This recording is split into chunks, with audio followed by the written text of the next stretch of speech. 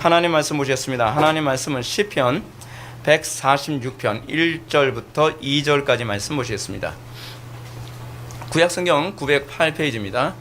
구약성경 908페이지 시편 146편 1절부터 2절까지의 말씀 찾으셨으면 제가 봉독하겠습니다.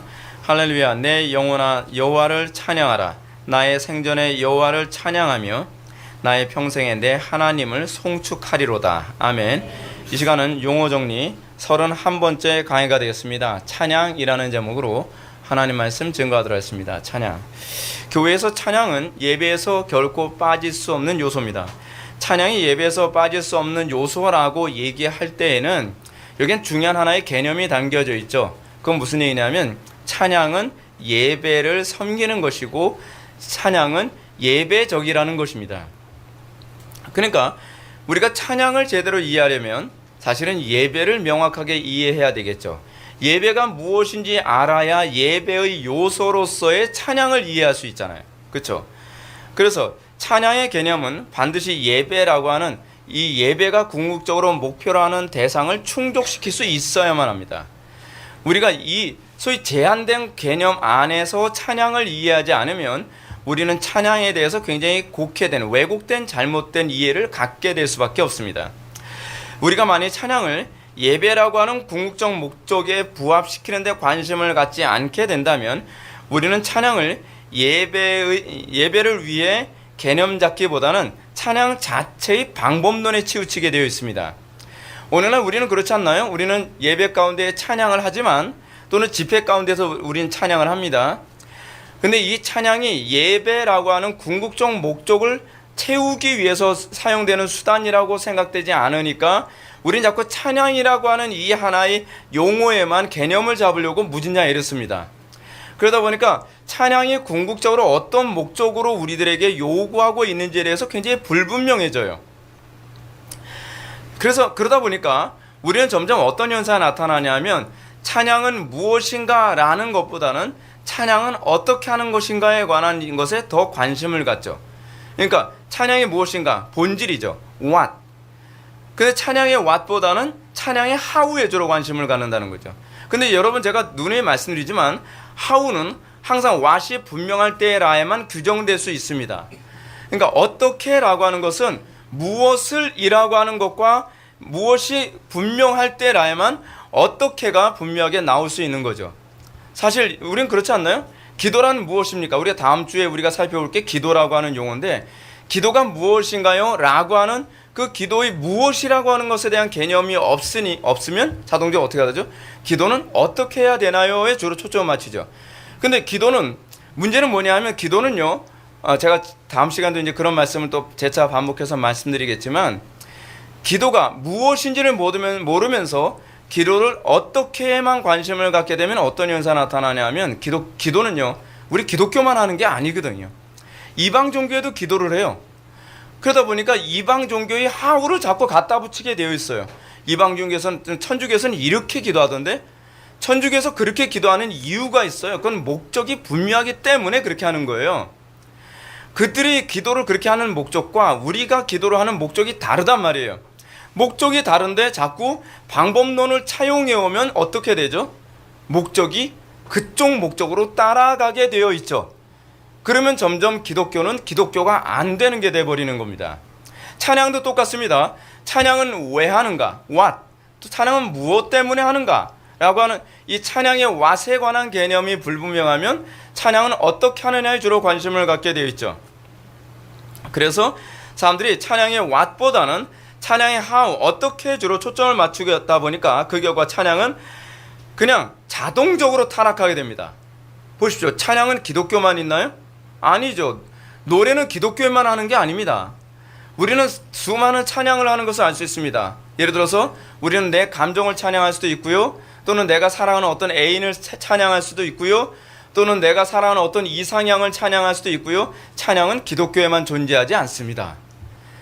기독교가 찬양을 할 때에 기독교가 찬양의 목적이 무엇인지 알 때라야만 우리의 찬양이 다른 이방 종교나 그렇지 않으면 불신자들의 찬양과 소위 구별됨이라는 것이 존재할 수 있게 되는 것이죠. 문제는 우리는 왓에서 출발하지 않는다는 것이 문제입니다. 뭐든지 그게 문제입니다. 기독교는 무엇인가 라고 하는 것에 대해서 우리는 관심을 갖지 않고 기독교는 어떻게 사는 것이냐에 대해서만 관심을 가지니까 모든 것에 자꾸 혼돈이 생기고 문제가 심각하게 발생하게 되는 것입니다. 출애굽기 42장을 보십시오. 출애굽기 42장에서 무슨 사건이 일어나죠? 황금송아지 사건이 일어나죠. 출애굽기 42장에서 황금송아지 사건이 일어났을 때 그들은 하나님을 예배한다는 것이 무엇인지에 대해서 잘 모르니까 그들은 하나님을 어떻게 예배하느냐에 관한 부분에만 관심을 갖게 되었습니다. 그래서 그들이 어떻게 예배하고 어떻게 찬양했죠? 그들이 앉아서 먹고 마시며 일어나 뛰놀더라. 그것이 그들은 예배라고 생각합니다. 그들은 뛰노는 것이 찬양이라고 생각을 했습니다. 왜냐하면 이방 종교의 신을 그렇게 찬양했기 때문에 그렇습니다. 또 이런 얘기하면 항상 같이 맞물려 오는 게 있죠. 목사님, 다윗도 춤을 췄는데요. 다윗이 맨날 춤만 췄습니까? 아니, 우리는 특별한 하나의 케이스를 일반화시키는 오류에 자꾸 빠지는 경향이 있습니다. 칼빈이 항상 얘기하는 것처럼 우리는 성경에 한 번 나오는 이 특수한 케이스를 일반화시키는 오류에 빠지지 않도록 주의하라 라고 얘기를 합니다. 칼빈이 다윗이 죄송합니다. 다윗이 춤을 췄습니다. 춤을 췄지만 다윗이 춤을 춘 건 한 번밖에 없습니다. 언제요? 법궤를 옮길 때. 법궤를 옮길 때는 그것은 예배였습니까? 아니었습니까? 아니었습니다. 그것은 다윗이 하나님께서 돌아온 것에 대한 기쁨의 표현이었지 그것을 예배와 연결시켜서 얘기할 하등의 어떤 근거도 없습니다. 중요한 사실은 성경 어디에도 예배의 요소로서 춤추는 것은 존재하지 않습니다. 근데 우리는 상당수의 교회 안에서 예배에 춤이라는 요소를 집어넣습니다. 춤이라는 요소를 집어넣는 것이 주로 이방 종교의 특징입니다. 이방 종교에서는 예배에서 춤을 집어넣습니다. 근데 기독교에 자꾸 그런 걸 갖다 넣는 것을 은혜롭다라고 생각하는 경향이 있습니다. 왜냐하면 은혜라고 하는 용어를 잘못 알고 있기 때문에 그래요. 자, 구약에서 하나님을 예배할 때 춤을 추는 적은 아예 없습니다. 한 번도 기록된 부분이 없습니다. 더군다나 예배의 순서와 요소는 종교개혁 당시 항상 엄격해야 된다라고 했습니다. 로마 가톨릭의 성경에도 없는 수많은 예배의 요소를 집어넣었죠. 그렇게 집어넣음으로써 어떻게 해요? 예배가 타락했잖아요. 오늘날에도 예배의 타락은 그런 식으로 나타나고 있습니다. 성경에도 없는 예배의 요소를 집어넣습니다. 그 성경에도 없는 예배의 요소 중에 하나가 바로 이런 춤 같은 것들이죠. 사람들은 이런 생각을 합니다. 아니, 하나님은 중심을 보시잖아요. 그 중심을 본다는 개념을 자꾸 잘못 이해해서 하나님은 우리의 중심을 보시기 때문에 목적이 옳다면 그런 것도 하나님께서 갸륵하게 보시지 않으실까요? 아니요, 중심을 보신다고 한다면 우리는 과정을 더 중요시 여기게 되어 있습니다. 기독교 신앙은 과정 중심적입니다. 기독교 신앙은 과정을 정확하게 수행하고 결과를 하나님께 맡기는 것이 신앙입니다. 우리의 결과가 아무리 좋아도 과정을 합리화시킬 수 없습니다. 우리는 간혹가다 이렇게 생각하는 경향이 있습니다. 자, 봐라. 이렇게 했더니 많은 사람들이 모이지 않았느냐. 이렇게 했더니 많은 사람들이 예수를 믿지 않았느냐. 이것이 바로 과정을 정당화시켜준다고 하는 증거다. 그런 말은 성경에 없습니다. 그것은 전형적인 이방 종교적 접근 방식입니다. 그랬기 때문에 오늘날 기독교가 타락하게 된 것입니다. 애석하게도 언제부턴가 교회에서 찬양은 예배의 지루함을 달래기 위한 이상한 수단처럼 전락해버리고 말았습니다. 그래서 찬양이 중심을 이루는 찬양 예배라는 것까지 생기고 말았습니다. 그래서 찬양을 한 4분의 3을 찬양을 하고 제가 옛날에 청년부 사역을 하러 딱 갔더니 그 교회 청년부가 그런 청년부였어요. 예배 전에 찬양을 한 4, 50분 해요.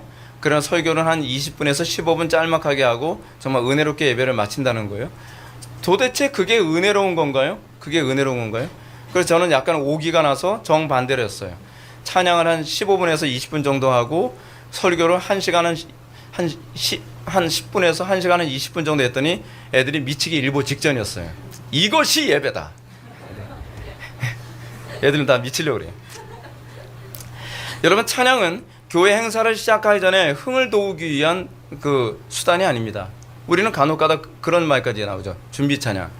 준비 찬양이 저도 입에 붙어가지고 가끔가다 튀어나올 때가 있는데 준비 찬양이란 없습니다. 찬양은 예배입니다. 찬양이 시작될 때 이미 예배가 시작되는 겁니다.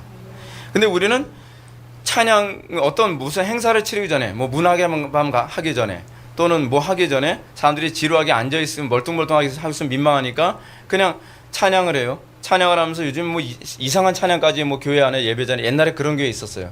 예배 시간에 싱글싱글 번글번글 뭐 그런 거. 그렇게 하면서 사람들 기분 좋게 예배 시작을 하게. 무슨 싱글싱글 번글번글입니까? 그게 어떻게 찬양이 될 수 있어요? 그렇잖아요? 우리는 또한 이 찬양이 딱딱하고 엄중해야 복음의 전도의 자리까지 강탈을 했습니다. 그래서 우리는 뭐로 전도를 합니까? 찬양으로 전도한대요. 찬양으로 전도를 할 수 있었으면 여러분 베드로가 기타 둘러매고 다녔습니다. 하프 둘러매고 다니든지. 아니 그렇지 않잖아요. 여러분 우리의 신앙의 선배들이 예수님도 여러분 생각해보세요. 예수님이 악기 들고 다니면서 전도했다고 생각해보세요. 그거 웃기지 않나요? 어떻게 성경에도 없는 걸 찬양으로 전도가 가능할 거라고 생각을 해요. 그리고 어떤 사람도 그런 얘기합니다. 저는 몇 년도에 저는 회심했는데요. 어떻게 회심했는데요? 했더니 찬양으로요. 이런 찬양으로 회심할 수 있는 방법이 어디 있어요? 성경에 찬양으로 회심할 수 있다고 하는 말이 있나요? 여러분 분명히 기억하십시오. 찬양은 구원받은 자들의 고백으로서 하는 것이 찬양이지 찬양으로 전도가 된다는 개념은 없습니다. 이게 바로 찬양이 타락했다고 하는 증거예요. 오늘날 얼마나 그런 일이 굉장히 많은지 몰라요. 그래서 사람들 많이 그러잖아요. 찬양할 때 막 진액 다 빠지게 찬양하고 탈진할 정도로 찬양을 해서 말씀 선포하면 어떻게 해요? 너무 찬양하느라 탈진한 거예요. 그러다 설교 시작하면 다 졸아요. 왜냐하면 탈진했거든요. 탈진. 그래서 오늘날 교회는 어떻습니까? 복음에 매료돼서 오는 사람들은 별로 없고 찬양에 매료돼서 오는 사람들이 많습니다. 그래서 찬양을 안 하면 지루해요. 그럼 가짜죠. 가짜. 근데 이것이 너무나 일반화되어 있고 보편화되어 있다는 것이 문제입니다. 찬양에 대한 이런 오해는 결국 교회들마다 찬양 집회라는 프로그램까지 만들게 됐습니다.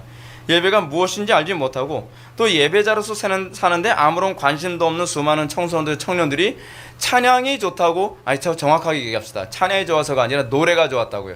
음악이 좋아서 예배당에 오는 거죠. 그렇죠? 음악이 좋아서 예배당에 왔는데 그 찬양 인도하는 자가 빨리 나왔으면 좋겠는 거예요. 저 목사 빨리 나가고.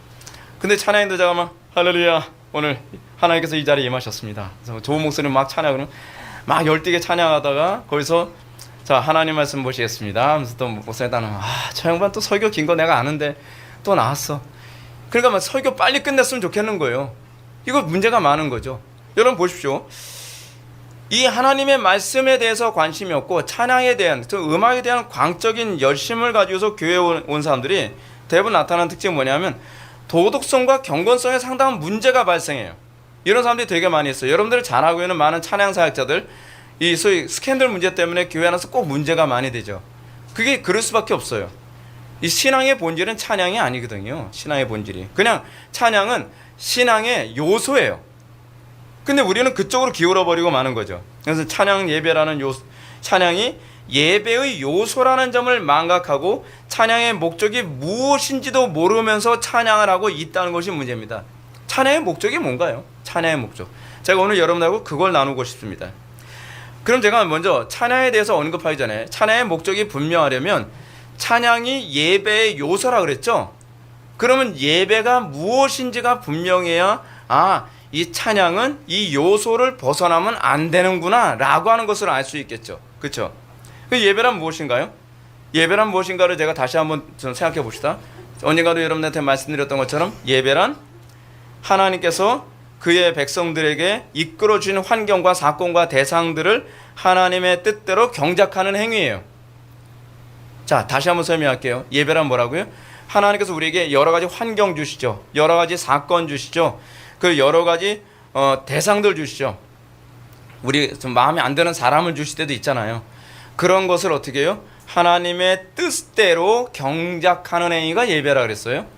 근데 이 예배의 요소에 찬양이 들어가요. 자, 이 경작 행위를 해서 우리는 무엇보다 먼저 뭘 알아야 될까요? 경작을 하려면 뭘 알아야 되죠? 하나님의 뜻을 알아야죠. 그러니까 마치 뭐하고 똑같냐면 하나님의 뜻을 모르고 경작한다는 것은 꼭 이거하고 똑같습니다. 그 농부에게 나는 여기를 밭으로 일궜으면 좋겠어 라고 그 뜻을 농장 주인이 얘기를 했는데 이 사람은 농장 주인의 뜻과 관계없이 그걸 논으로 만들어 버린 거예요. 하나님께 열심히 있으나 지식을 줬지 않는 열심이 이런 것들입니다. 우리에게 있어서 그런 모습이 얼마나 많은지 아십니까? 하나님께서 디자인하신 게 있어요. 그게 가장 정확하겠죠. 하나님께서 청사진으로 만들어 놓은 하나님 나라의 그림이 있단 말이에요. 근데 그걸 내 방식대로 만드는 거예요. 내 방식대로. 그래서 우리가 하나님 나라 경작하라는 데 있어서 항상 우선순위는 뭐냐면 하나님의 뜻을 명확하게 아는 것에서 출발해야 돼요. 하나님의 뜻을 명확하게 모르면 열심히 했다고 하는데 주인이 와서 보면 엎어. 그럴 수밖에 없는 거예요. 그렇죠? 왜요? 우리가 여러분 하나님하고 갈등하는 게 뭔지 아십니까? 하나님, 저 애써가지고 여기 논으로 만들었는데 엎으라고요? 해도 참 너무하시네요. 제가 얼마나 땀을 흘리고 힘들었는데요. 아니 네가 땀을 흘리고 힘들은 거 내가 모른다는 얘기가 아니라 여기에 원래 용도는 정확한 디자인의 용도는 여기는 밭이야 밭. 그 저기는 과수원이고 저기가 논이야. 근데 너는 내 뜻과 관계없이 네 마음대로 여기를 논으로 만들어 버렸잖아. 그건 네가 잘못한 거지. 이게 오늘날 우리가 하나님 나라 경작하라는 데서 잘못하고 하는 문제가 바로 이겁니다. 자기 열심이 너무 강한 거예요. 자기 열심이. 자기 만족이죠. 자기 만족. 근데 여기서 우리는 찬양이란 요소가 은연중에 들어가 있습니다. 찬양은 신자가 하나님의 선하신 뜻을 알고 순종과 헌신으로 반응하되 어떻게 반응해요? 적극성과 자발성 그리고 긍정과 감격으로 반응하는 거예요. 자, 예를 들어서 이렇습니다. 우리가 하나님의 뜻을 알았습니다. 하나님의 뜻을 알았는데 하나님의 뜻을 알고 경작을 하려면 첫 번째 우리는 뭐 해야 되죠? 그 뜻에 대해서 긍정해야죠. 그 뜻에 동의해야 될 게 아니에요. 그리고 그 뜻에 대해서 우리 어떻게 돼요? 기쁨으로 해야죠. 자발적으로 해야죠. 능동적으로 해야죠. 자, 예를 들어서 어떤 사람은 찬양이 없습니다. 하나님의 뜻은 아는데 찬양이 없는 사람이 있다고 칩시다. 그런 사람은 이런 거죠. 하나님의 뜻은 아는데 하고 싶은 마음이 도무지 들질 않은 거예요. 그리고 그 뜻에 긍정하고 싶지가 않은 거예요. 찬양이 없는 사람들의 특징이 그거예요. 그 찬양이 없는 사람들에게 예를 들어서 그거 하라고 하면 어떻게 해야 되죠? 대충 하는 거예요. 대충. 하기 싫은 거 억지로 하는 거예요. 여러분 오늘 우리가 찬송에서도 우리 찬송 듣고 지옥 떨리니 지옥이 왜 떨리는지 아십니까? 우리 찬송 듣고서요. 찬송 자체에 어떤 마력이 있어서가 아닙니다. 그 찬송이 하나님께 헌신을 하되 기쁨과 긍정과 자발성과 그리고 적극성으로 하나님의 나라의 경작에 헌신하기 때문에 그렇습니다. 예를 들어서 하나님께서 저한테 오늘 설교해라. 오케이. 근데 별로 하고 싶지 않아요. 긍정이 없어요. 그 자발성이 없어요. 기쁨이 없어요. 그러면 그게 뭐로 가죠? 외식으로 가는 거예요. 외식의 전형적인 특징이 무엇이냐면 찬양이 없는 거예요. 거기에 감사가 없고 긍정이 없는 거예요. 그럼 뭐만 있죠? 억지로 하는 거죠. 형식밖에 없는 거예요. 찬양이 없는 신앙이 바로 외식입니다. 여러분 찬양이 얼마나 중요한지 아실 수 있죠? 이렇게 중요합니다. 그래서 여러분 예배에서는요 찬양이 되게 많아요. 여러분 예배 시작할 때 우리는 뭐가 나오죠? 삼위일체송으로 시작해요. 삼위일체송 괜히 집어넣은 거 아닙니다. 우리는 삼위일체 하나님을 찬양하고 긍정하고 우리는 그분을 기뻐하고 사랑합니다 라고 하는 것으로 예배가 시작되는 거예요. 그래서 예배의 시작, 처음에 예배 부름, 그 다음에 예배 삼위일체송 하고 신앙 고백 들어가고 그러잖아요. 그 다음에 우리가 또 예배 순서 중에 뭐가 있죠? 예배 순서 중에 우리 헌금송이 있습니다. 헌금송이 왜 있는지 아시죠? 딱 들으면 이제 알겠죠. 헌금을 자발적으로 한다는 거예요. 우리는 억지로 하는 게 아닙니다. 하나님께 감사와 찬송을 합니다. 그래서 그냥 폼 좋게 하기 위해서 여러분 찬양하는 게 아니라 우리가 하나님께 헌금을 드리되 자발적이고 능동적이며 적극적으로 기쁨으로 긍정으로 헌금을 한다는 의미가 내포되어 있는 거예요. 그리고 여러분 설교 끝나고서 또 찬양하죠. 무슨 찬양 이렇게 많이 해? 찬양을 많이 하는 이유가 뭐죠? 나는 오늘 그 설교에 긍정하고 그 말씀에 내가 기뻐하며 그 말씀을 내가 적극적으로 순종하기 원합니다 라고 하는 그 동의가 그 찬송에 내포되어 있는 거예요. 그리고 축도를 통해서 그 모든 예배 순서에 하나님의 복이 임하기 원합니다 하면서 예배가 마쳐지는 거죠. 그러니까 여러분 우리 개혁파 교회가 얘기하는 이 예배의 순서는요 굉장히 신학적으로 조밀합니다. 굉장히 정확해요. 대충대충이 없습니다. 그래서 여러분 하나님께서 받으시는 예배란 결코 의무와 형식이 돼서는 안 됩니다. 반드시 신자의 자발성과 기쁨과 긍정과 감격이 동반되어야만 합니다. 그러므로 개혁파 예배에서 있어서 그 예배학 교과서에 보면 이런 말이 있습니다.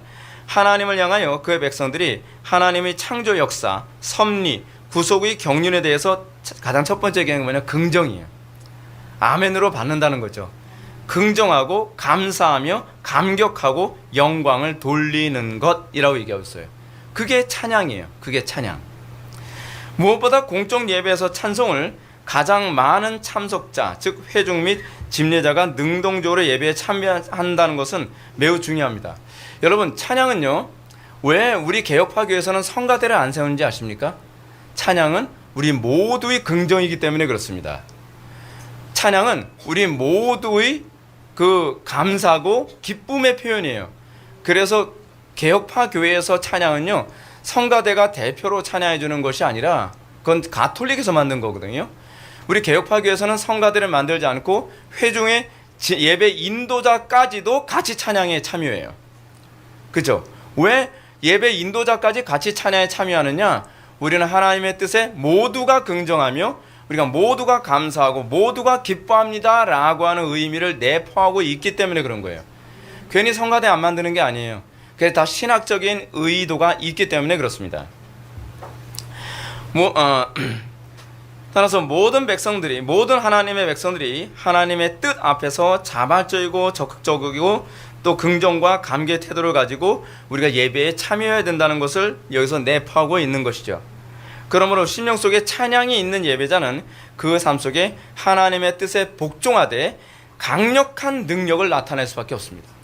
그냥 억지로 긍정하는 것이 아니라 적극적으로 긍정하는 거죠. 그리고 감사하는 거죠. 그러니까 예를 들어서 한번 들어봅시다. 그냥 긍정을 했다고 칩시다. 근데 거기에 감사와 기쁨이 없어요. 그리고 거기에 적극성이 없어요. 그러면 하나님 뜻대로 경작을 하다가 거기에 좀 큰 돌 나오기도 하고 경작을 하는데 어려움이 있고 그러면 대충 해. 의욕 없이 그렇게 하겠죠. 근데 기쁨이 있는 사람은 또는 감사가 있는 사람은 찬양이 있는 사람은 어떻게 할까요? 어떻게 하면 하나님께서 기뻐하시는 그런 밭을 만들까? 하나님께서 여기에 밭을 만들라고 나한테 명령하셨음에도 불구하고 이 큰 바위돌이 있다는 건 이것 또한 하나님의 어떤 뜻과 계획이 있어서 그런 것 아닐까? 모든 걸 긍정과 기쁨과 감사로 봐요. 그래서 그 경작행위는 완벽할 수밖에 없고 훌륭할 수밖에 없는 거죠. 그래서 우리의 예배 요소에서 찬양이 없을 수가 없어요. 없으면 안 돼요. 이런 차원에서 공적 예배에서 찬송과 교리는 절대적인 관계를 맺을 수밖에 없죠. 왜냐하면 공적 예배에서 찬송은 하나님의 속성에 대한 명확한 교리를 전제로 하고 있기 때문에 그렇습니다. 긍정을 하려면 뭔가 내가 아는 것에 대한 긍정이 있어야 되잖아요. 하나님의 뜻에 대한 분명한 긍정, 하나님의 속성에 대한 분명한 이해를 가지고 긍정해야 될 게 아니에요. 그 긍정 안에서 감사와 찬송과 기쁨이 동반되면서 거기서 예배가 정말 환희가 있는 감격스러운 예배가 되는 거예요. 회중들은 거룩하신 성삼위 하나님의 속성에 대한 분명한 이해와 설교를 통해서 언급된 하나님의 분명한 뜻을 염두에 두고 그것에 의해서 우리는 긍정하고 감사하며 감격하여 하나님께 영광을 돌려야만 합니다. 그래서 그 예배는 우리가 찬송 있는 예배는 감격스러운 예배가 될 수밖에 없어요. 오늘날 우리가 예배하면서 왜 감격이 없죠? 여러분 설교를 들으면서 하나님께 대한 긍정과 기쁨과 감사가 있으면 아멘만 있는 것이 아니라 거기에 기쁨이 있고 그리고 뜨거움이 있고 감격이 동반되죠. 그런 사람들에게 능력이 나타나는 거예요. 그런 사람들이 예배 가운데 변화가 나타나는 겁니다. 오늘날 찬송이 없는 예배자들의 특징이 뭐냐면 아멘은 하는 것 같은데 얼굴에 기쁨이 없어요. 얼굴에 적극성이 없어요. 얼굴에 괴로움만 가득합니다. 변화가 없죠. 왜냐하면 그 속에 찬양이 없기 때문에 그렇습니다. 오늘날 CCM의 문제점이 바로 여기에 있다는 것 알고 계십니까? 모든 CCM이 다 그런 것은 아니겠지만 이 음악들 가운데 상당수의 음악들은 하나님의 속성과 뜻에 대한 분명한 언급이 없습니다. 그리고 찬송을 부른다고 하지만 찬송하는 대사에 대한 명확한 이해가 염두에 없어요. 교리가 없어요. 이 CCM의 문제가, 복음성가의 문제가 바로 여기에 있습니다. 그냥 사랑한다고 하는데 사랑의 내용도 불분명합니다. 그리고 찬양한다고 하며 그냥 감사한다고 하는데 거기에 감사와 찬양에 관한 분명한 내용이 없어요. 우리는 찬양에 분명한 근거가 있고 내용이 있어야만 합니다.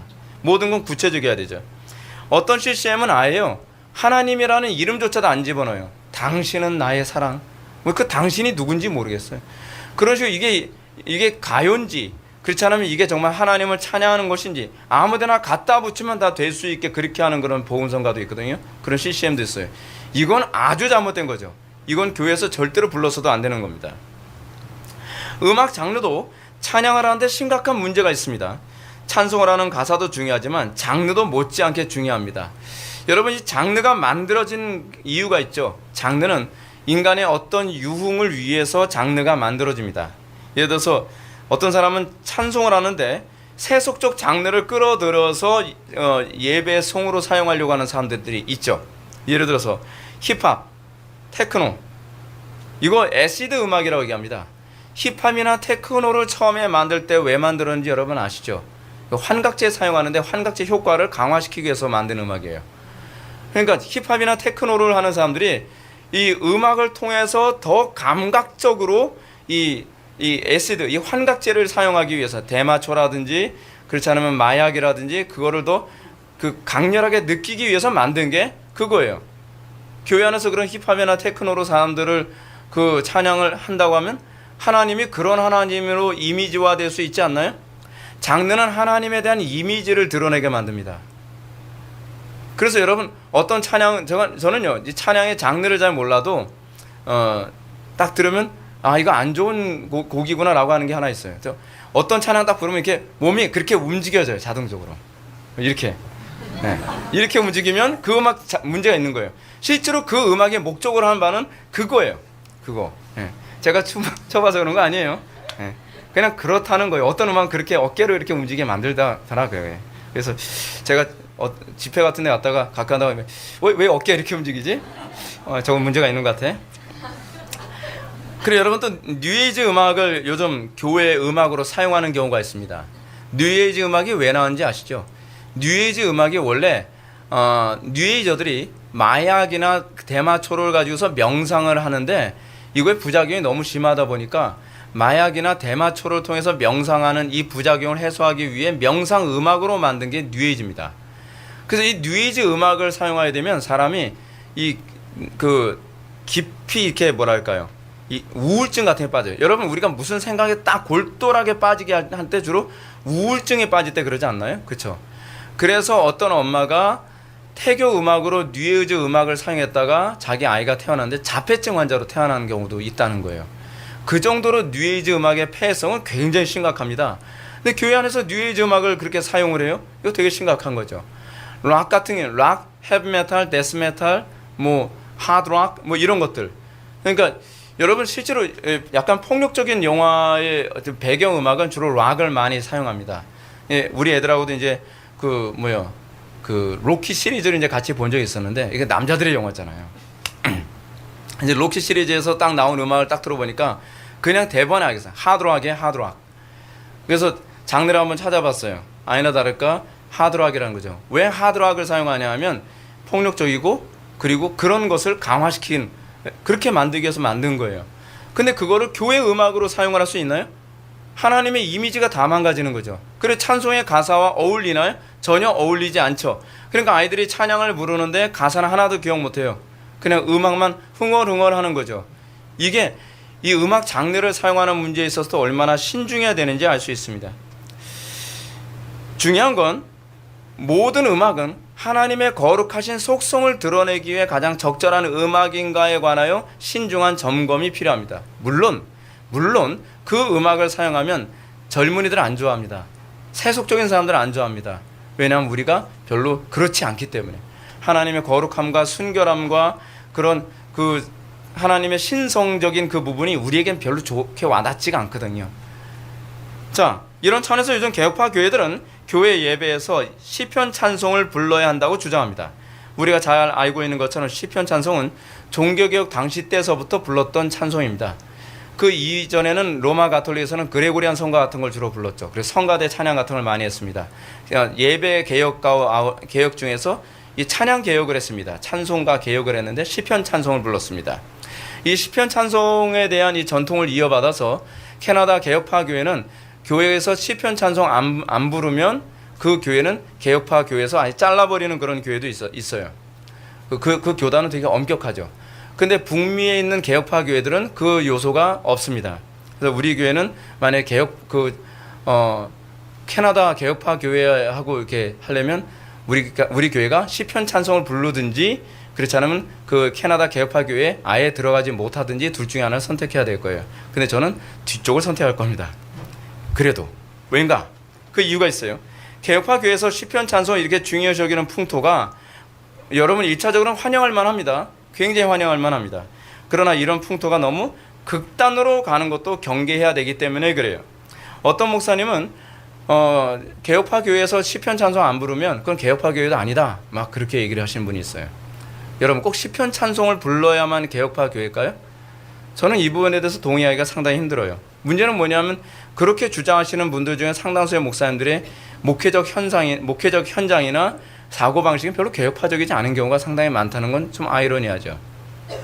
자, 조나단 에드워즈가 이 문제에 관해서 다행히 언급을 한 게 있습니다. 조나단 에드워즈 당시에 시편 찬송을 거부한다고 주장하는 사람들에 대해서 시편 찬송을 불러야만 하는 이것의 중요성을 1차적으로 언급을 했습니다. 이렇게 언급을 했죠. 저는 우리 공중 예배에서 제가 지금 오늘 말씀드리는 건 공적 예배에서 제가 말씀드리는 겁니다. 여러분들이 찬송가 중에서 어떤 찬송은 예배 찬송이 있고요, 어떤 찬송은 예배 찬송으로 안 맞는 찬송이 있다는 걸 제가 말씀드리는 거예요. 여러분들이 때로는 신앙 고백으로서의 찬송일 수도 있어요. 그거는 찬송가 안에 들어가는 것이 문제가 되지 않지만 예배성으로는 합당하지 않아요. 이 부분은 좀 여러분들이 염두에 두시고 들으셨으면 좋겠어요. 조나단 에드워즈가 이렇게 얘기하죠. 저는 우리 공중 예배에서 시편 찬송을 팽개쳐 버려야 한다고 절대 생각하지 않습니다. 오히려 저는 기독교회가 세상 끝날까지 항상 시편 찬송을 사용해야 한다고 믿습니다. 이렇게 얘기했어요. 자, 근데 조나단 에드워즈는 여기서 끝나지 않고 그 다음에 이렇게 얘기합니다.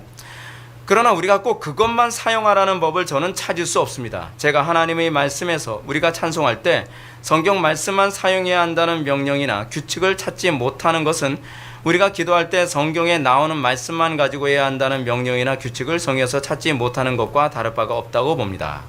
그러니까 조나단 에드워즈가 얘기하는 바가 무엇이냐 하면 이 소위 시편 찬송만 불러야 된다고 하는 소위 극단주의자들의 주장에 대해서 반박하는 이유가 뭐냐면 찬송가는 성경이 아니기 때문에 찬송할 수 없다는 거예요. 그럼 조나단 에드워즈가 뭐라고 반박을 하냐면 그러면 우리의 기도는 다 성경 말씀을 얘기해야만 기도인가? 그렇지 않다는 것이죠. 그렇죠? 우리가 성경 말씀을 우리가 얘기하지 않아도 기도가 될 수 있는 것처럼 우리의 찬송이 꼭 성경이 아니더라도 하나님께서 받으실 만한 찬양이 될 수 있다는 거죠. 제가 동일한 논리로 제가 여러분한테 설득을 해드리겠습니다. 자, 우리는 공적 예배 안에서 모두가 다 성경적이어야만 합니다. 그러나 거기에서 성경으로만 되어 있지 않는 요소들도 있다는 걸 우리는 인정해야만 합니다. 만약에 찬송이 반드시 성경으로 찬송을 해야 된다라고 얘기한다면 우리는 우리의 개혁파 예배에서 우리는 사도신경을 빼야만 합니다. 왜냐하면 사도신경은 성경에 없기 때문에 그렇습니다. 그럼에도 불구하고 우리 개혁파 교회가 사도신경을 허용하는 이유가 무엇이냐면 사도신경이 성경적이기 때문에 그렇습니다. 성경의 교리에 전혀 위배되지 않기 때문에 사도신경을 사용하는 것이죠. 똑같이 우리의 찬송이 성경의 교리에 전혀 위배되지 않는 찬송이라고 한다면 우리는 그 찬송을 공적 예배에 사용하는데 전혀 문제가 되지 않는다고 보아야만 합니다. 단편에 예를 들어서 우리는 찬송가 1, 2, 3, 4, 5, 6장에 보게 되면 삼위일체송이 나오죠. 삼위일체송 중에 이런 찬양이 있습니다. 거룩 거룩 거룩 전능하신 주여 하면서 거룩하신 성삼위 하나님을 찬송하는 곡이 나옵니다. 아주 성경적입니다. 성경에 그러나 그런 표현은 없습니다. 그러나 그것이 성경적이기 때문에 우리는 그 찬양을 하는 것에 전혀 문제가 없다고 봅니다. 또 하나, 우리는 왜 찬송가를 부르는 것이 유익한가? 찬송가가 성경에 나오는 예수 그리스도의 구속 사역을 다른 어떤 성경 구절보다 더 어떤 시편보다 더 선명하게 잘 표현해 주고 있기 때문에 그렇습니다. 시편은 구약이다 보니까 이 시편을 가지고서 찬송을 하게 되면 의미를 제대로 이해하기가 상당히 어렵고 또 신약의 복음을 이해하는 데 상당히 어려움이 많이 있죠. 시편 같은 경우는 설교를 해주지 않으면 이해하기 어려운 게 상당히 많이 있어요. 근데 우리의 찬송가는 예수 그리스도의 구속 사역을 아주 명확하게 설명해줘서 우리가 찬송을 하면서도 곧바로 은혜를 받을 수가 있습니다. 그 또 하나가 있습니다. 우리가 이 찬송이 우리의 신앙의 선배들이 뭐 루터라든지 그냥 칼빈이라든지 그런 우리의 신앙의 선배들이 작사 작곡한 곡으로 우리가 찬송함으로써 우리가 그들과 동일한 신앙 고백에 있음을 이 찬송을 통해 확인할 수 있게 됩니다. 그리고 분명한 건 칼빈 시편 찬송을 그토록 강조했던 칼빈조차도 찬송가를 작사 작곡했다는 건 작사했겠죠. 그것만 보더라도 칼빈도 시편 찬송만 무조건 불러야 된다고 하는 그런 억측에 대해서 100% 동의하지는 않는 것 같습니다. 자, 제가 여기서 시편 찬송가와 시편 찬송을 부르는 문제에 있어서 한 가지 더 염두에 둬야 될 점을 말씀드리고 싶습니다. 그것은 찬송을 인도하는 인도자와 회중들의 신앙적 상태입니다. 우리는 첫 번째, 우리는 가사가 올바라야 된다고 제가 여러분들한테 말씀드렸습니다. 가사가 신학적으로 맞아야 된다. 그 다음에 우리는 장르가 신학적으로 맞아야 된다라고 말씀드렸습니다. 그 다음에 중요한 게 뭔지 아십니까? 찬양을 인도하는 인도자입니다. 자, 제가 찬양에 대한 기본적 개념을 제가 여러분들한테 말씀드렸습니다. 찬양의 기본적 개념은 뭐죠? 하나님의 뜻에 대한 동의와 감사와 찬송이라 그랬죠. 근데 문제는 찬양을 인도하는 사람이 동의 안 해요.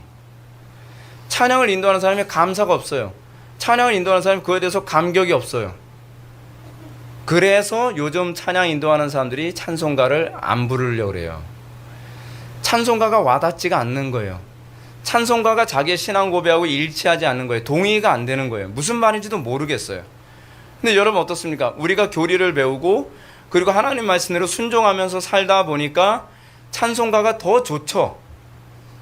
그 이유가 뭐냐면 찬송가가 우리의 신앙을 설명해 주고 있고 찬송가가 우리의 신앙 고백과 너무나 일치하고 찬송가를 우리가 부를 때 내가 동의한 것, 그 나의 기쁨, 이것을 증폭시켜 주는 걸 우리는 경험하기 때문에 저는 시간이 갈수록 사실 복음성가보다는 찬송가가 왜 이렇게 좋은지 모르겠어요. 근데 그건 당연한 거예요.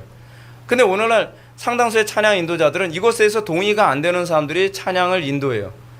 그러면서 찬양 인도하면서 사람들에게 자기가 동의하는 쪽으로 사람들이 이끌어갈 수밖에 없는 거죠. 그러다 보니까 자꾸 이상한 음악 장르를 사용하고 이상한 음악으로 자꾸 찬양을 하도록 만들면서 사람들로 하여금 하나님을 찬양하도록 하는데 실제로는 다른 신을 찬양하게 만드는 거죠. 이게 전형적인 위선입니다. 교회 안에 이런 위선들이 이런 식으로 찬양을 통해서도 많이 들어오고 있다는 것을 우리는 경계해야 되는 것이죠. 오늘날 교회 찬송에 변절되는 이유는 바로 여기 있습니다. 찬양 인도하는 사람들이 그 마음속에 그냥 유흥을 위해서 자기는 음악을 찬양하는 거예요. 자기는 음악을 즐기는 것뿐이죠. 그러다 보니까 상당수의 찬양 인도자들은 CCM 같은 유흥 찬양을 선호할 수밖에 없습니다. 뭐 찬송가를 불러봐야 본인도 흥이 안 나니까 패스. 자기가 흥나는 곡을 자꾸 찾는 거죠.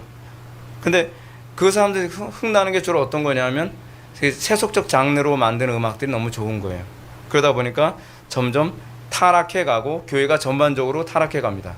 음악이 가지고 있는 증폭성은 엄청납니다. 하나님 사랑이요 하는 것보다 이걸 찬양으로 만들면 훨씬 강력하거든요.